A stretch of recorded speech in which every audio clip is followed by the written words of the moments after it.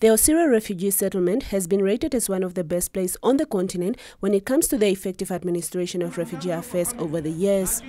At the moment, the settlement accommodates over 4,600 refugees from different African countries, with a majority coming from the DRC and one from Bangladesh. George Okot Obo explains the reason for his visit to Namibia. My visit is based on three main objectives. The first of these objectives is that the people and government of Namibia, for now 1/4 of a century, nearly 25 years, have been protecting, assisting, and providing shelter for refugees in this country.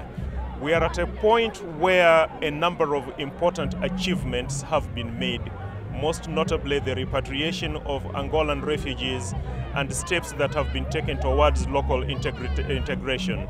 Okot Obo says there is a need for Unhcr to revisit its operational activities with countries that host refugees, and Namibia is no exception.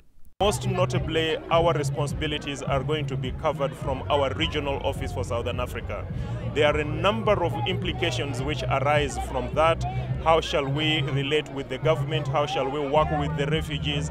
So the second part of my mission is with the government and the other stakeholders to review those issues.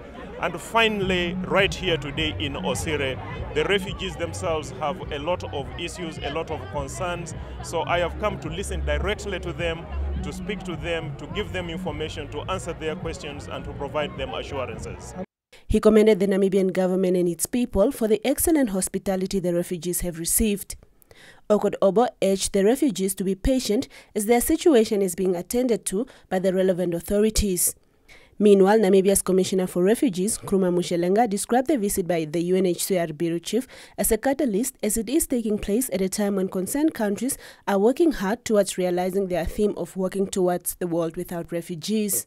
Our strategic objective, if we are to achieve a world without refugees, we are going to be guided by the principles of voluntary repatriation, the principle of non-refoulement.